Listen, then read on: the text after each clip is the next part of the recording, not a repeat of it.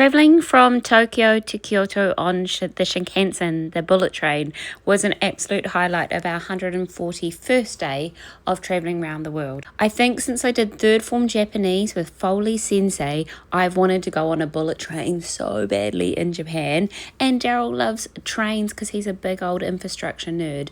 So we got ourselves through the station and onto the train, and then the scenery just rolled on by. It was so pleasant to be on here.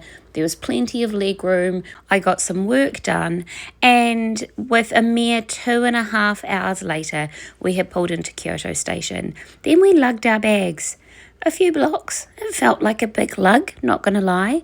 Right across from us, because we couldn't quite check in yet, was a temple complex called Nishi Honjanji Temple, which is a large Buddhist temple originally built in the 1100s AD and then has been reconstructed at different points in time. When we were here, there was a ceremony going on. I'll just call it like a mass or something like that, and we got to check out the different structures, including this gate that was I think a gift from China, and it was a really amazing structure. And what made this whole complex amazing was the size. Still not quite ready for our Airbnb. It was time for coffee, and you gotta love a coffee that comes from a vending machine.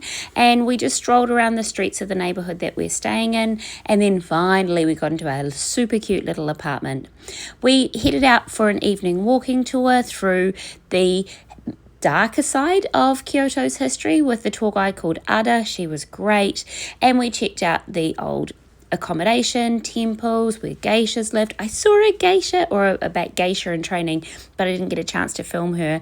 We learned about different demons, about rituals associated with death, about the underworld, prostitution, you name it. It was fantastic.